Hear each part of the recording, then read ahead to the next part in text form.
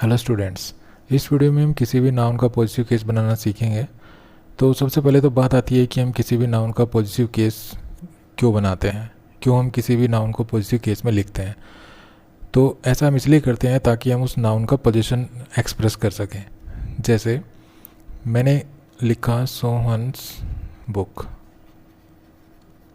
तो मैं यहाँ पे सोहन का पोजीशन एक्सप्रेस करना चाहता हूँ, तो इसलिए मैंने सोहन को पॉजिटिव केस में लिखा और जो पोजीशन है उसको मैंने इसके बाद में लिख दिया। ये भी नाउन है बुक और ये भी नाउन है, ठीक है। लेकिन ये जो बुक है ये पोजीशन है और ये जो सोहन्स है ये यहाँ पे पॉजिटिव है। ये सोहन्स बता रहा है कि ये जो बुक है ये किसकी है, मतलब ये जो पॉजिटिव हमने लिखा ये हुज का आंसर है, ठीक है। हमने हुज बुक इस बात को बताने के लिए हमने लिखा सोहन्स बुक। तो ये जो सोहन है ये पॉजिटिव केस में यहाँ पे लिखा हुआ है। अक्सर जब भी हम किसी नाउन को पॉजिटिव केस में लिखते हैं तो हम उसके ऊपर अपोस्ट्रोफी एस का यूज करते हैं, जैसे सोहन्स बुक। तो यहाँ पे जो मैंने सोहन्स लिखा इसके ऊपर देखिए ये अपोस्ट्रोफी है, ये एस है। तो इस वीडियो में हम यही सीखने वाले हैं कि कौन से ऐसे नाउन्स हैं जिनको हम पॉजिटिव बनाने के लिए उसके ऊपर अपोस्ट्रोफी एस यूज करते हैं और कब हम अपोस्ट्रोफी एस यूज नहीं करते हैं। दूसरा, जब हम ऐसे लिखते हैं मीन्स एक हमने पॉजिटिव लिखा, दूसरा इसका पोजीशन लिखा, ये टोटल मिला के जब भी किसी सेंटेंस में सब्जेक्ट बनता है, जैसे अगर मैं लिखूँ Sohan's book was stolen, okay, तो ये जो वर्ब है इसका जो मेन सब्जेक्ट है वो ये पोजीशन होगा, ठीक है। ये बुक जो है ये इसका सब्जेक्ट होगा। अब ये क्या है, तो फिर ये नाउन क्या है, ये यहाँ पे डिटर्मिनर होता है। तो जो भी नाउन पॉजिटिव केस में लिखा हुआ होता है वो डिटर्मिनर होता है और जो इसका पोजीशन होता है, ठीक है, जो नाउन इसके पोजीशन को रेफ़र करता है वो नाउन मेन सब्जेक्ट होता है सेंटेंस का। जैसे हम अपोस्ट्रोफी एस का यूज रिलेशन को एक्सप्रेस करने के लिए भी करते हैं और पोजीशन को एक्सप्रेस करने के लिए भी करते हैं। दूसरा, आप देख रहे होंगे ये जो जिसको हमने पॉजिटिव बनाया है ये एक लिविंग पर्सन होता है, ठीक है। तो जो भी लिविंग थिंग्स होती हैं उनको अगर आप पॉजिटिव केस में लिखेंगे तो आप उनके साथ अपोस्ट्रोफी एस लगा सकते हैं। जो चीज़ें नॉन लिविंग थिंग्स होती हैं उनका पॉजिटिव बनाने के लिए आप उनके साथ अपोस्ट्रोफी एस ना लगा के ऑफ प्रीपोजिशन का यूज करते हैं, जैसे the door of the car. अब यहाँ पे डोर और कार का आपस में रिलेशन दर्शाया गया है, लेकिन यहाँ पे देखिए क्योंकि ये जो कार है ये एक नॉन लिविंग थिंग है तो हम ऐसे नहीं लिख सकते द कार्स डोर, ठीक है। ऐसे अगर लिखेंगे तो फिर ये गलत हो जाएगा। हालांकि कुछ सिचुएशंस ऐसी होती हैं जहाँ पर हम नॉन लिविंग थिंग्स के साथ भी अपोस्ट्रोफी एस का यूज़ करते हैं, तो वो भी मैं आपको इस वीडियो में आगे बताऊंगा। तो धीरे धीरे करके हम जो चीज़ों को बिल्कुल अच्छी तरह से क्लियर करेंगे। तो चलिए आगे बढ़ते हैं। तो नेक्स्ट है apostrophe S is used only with nouns referring to living things. तो जैसा कि मैंने आपको बताया था कि जो अपोस्ट्रोफी एस है उसका यूज हम तभी करते हैं जब मतलब उसी नाउन के साथ करते हैं जो नाउन लिविंग थिंग है।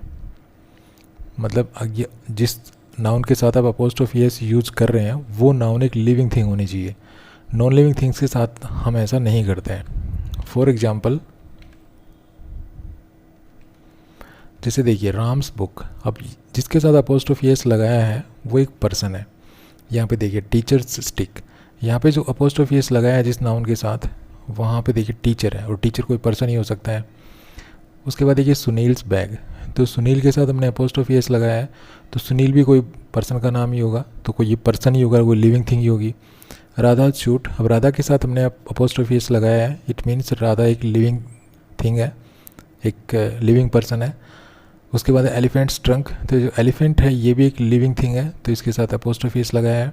उसके बाद लॉइन शेयर, तो लॉइन एक लिविंग थिंग है, इसके साथ अपोस्ट्रोफी एस लगाया है।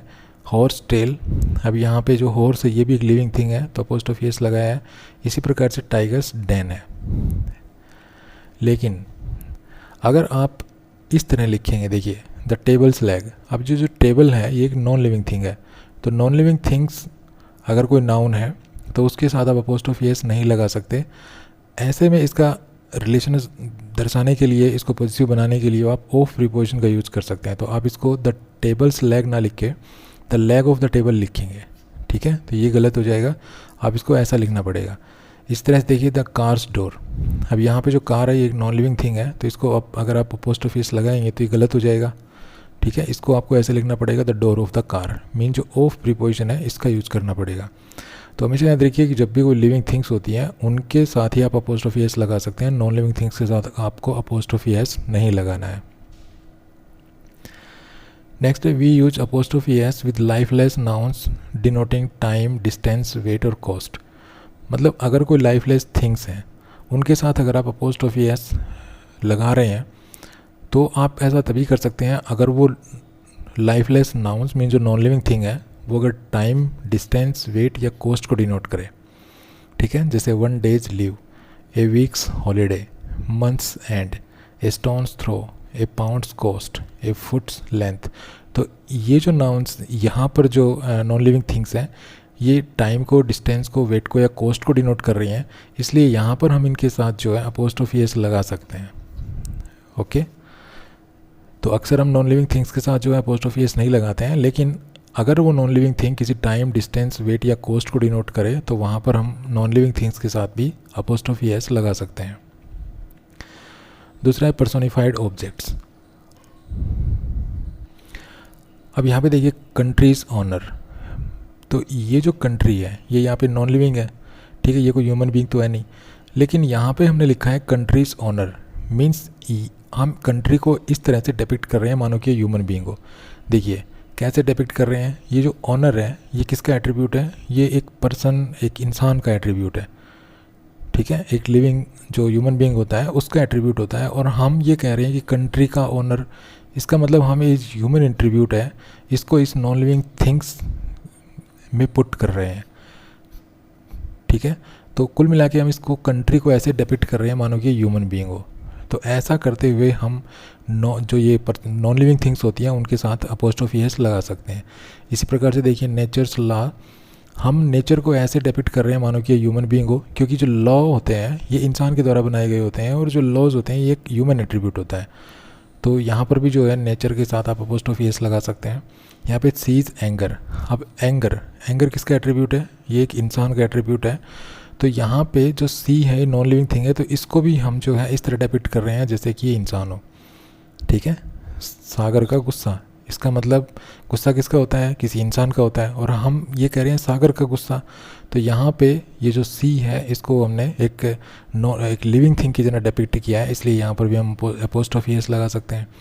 इस प्रकार डेथ्स हैंड, अब यहाँ पे देखिए ये हैंड किसका एट्रीब्यूट है, ये भी एक इंसान का एट्रीब्यूट है, जबकि डेथ का तो कोई हैंड होता नहीं है।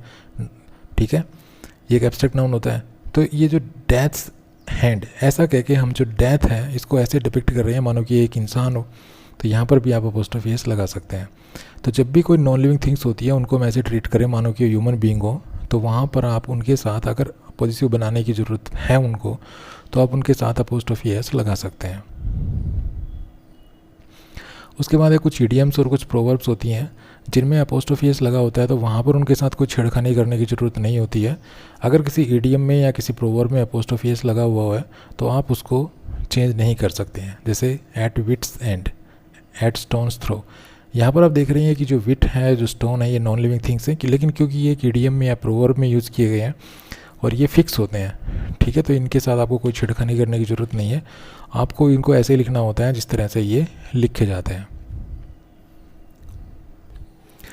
कई बार क्या होता है कि जब भी हम किसी नाउन को पॉजिटिव केस में लिखते हैं तो उसके बाद वाला जो नाउन होता है, मीन्स जो पोजीशन होता है, वो अंडरस्टूड होता है।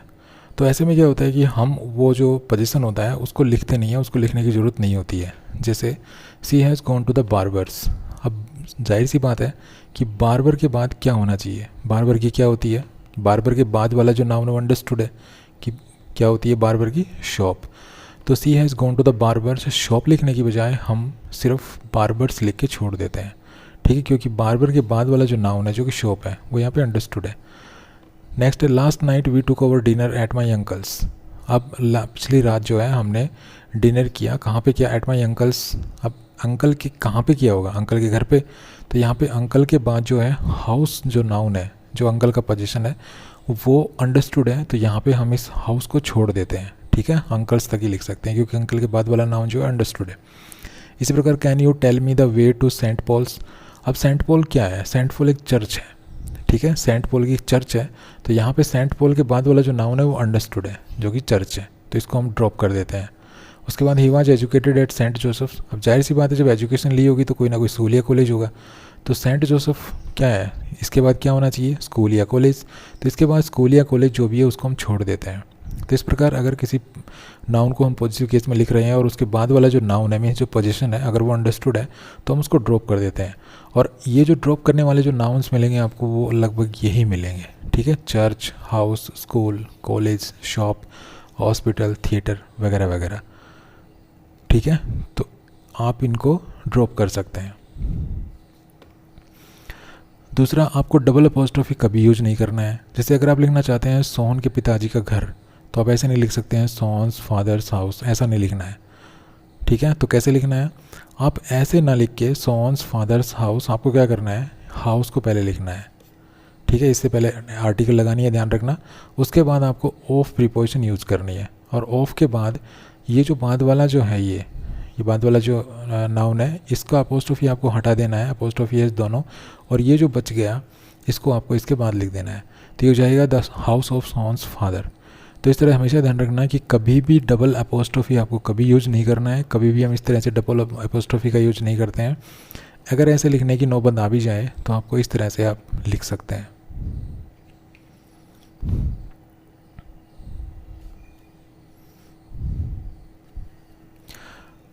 उसके बाद अगर हम यह बताना चाहें कि मान लीजिए कोई नाउन है और इस नाउन को दो लोग पोजेस करते हैं, मीन्स ये जो नाउन है इसके जो ओनर है वो दो पर्सन है, ठीक है, दो है। मान लीजिए सोहन भी इसी का ओनर है और ये मोहन भी इसी का ओनर है, ठीक है, इसके दो ओनर है। तो आप इसको कैसे लिखेंगे कि ये चीज़ किसकी है, सोहन और मोहन की है।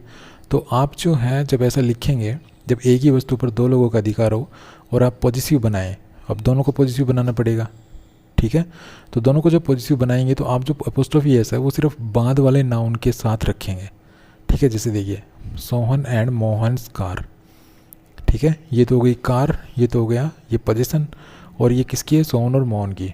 तो सोहन और मोहन आज जब आप लिखेंगे सोहन एंड मोहन्स, तो आपको ऐसे नहीं लिखना है सोहन्स एंड मोहन्स, ऐसे नहीं लिखना है।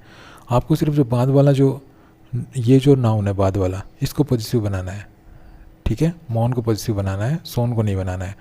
तो अगर आप ऐसे लिखते हैं सोहन एंड मोहन्स कार, तो इसका मतलब ये है कि ये जो कार है ये दोनों की है, ठीक है, दोनों इसके ओनर है, ये भी इसका ओनर है और ये भी इसका ओनर है।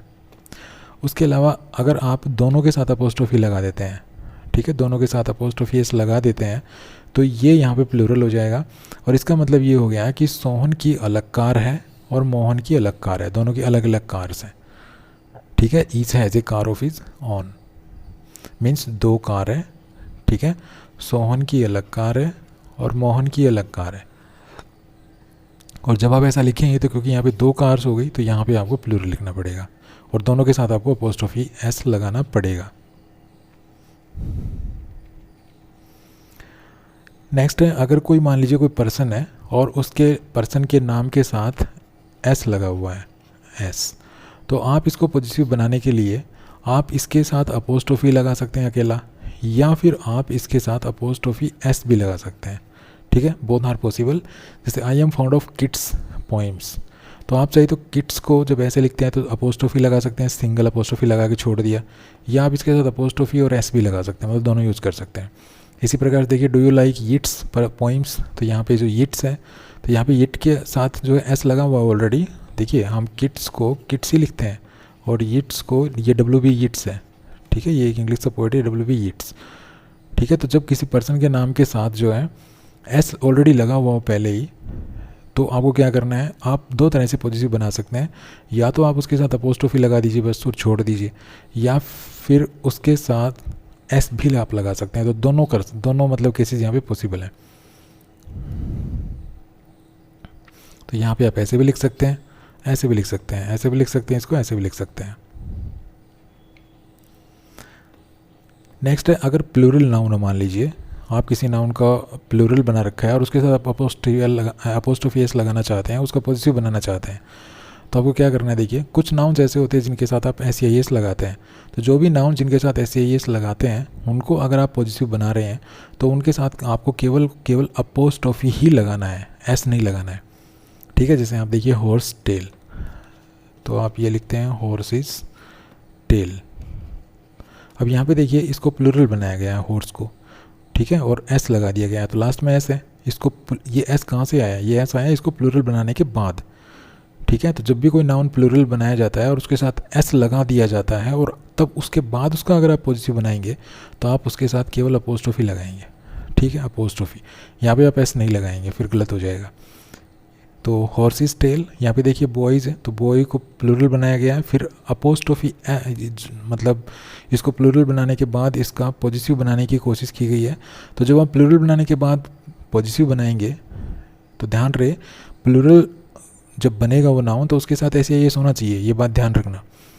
तो जब भी आप किसी नाउन को प्लूरल बनाएं और उसके साथ SEIS लगा हुआ हो और उसको अगर आप पॉजिटिव बनाएं तो उनके साथ केवल अपोस्ट्रोफी लगाना है।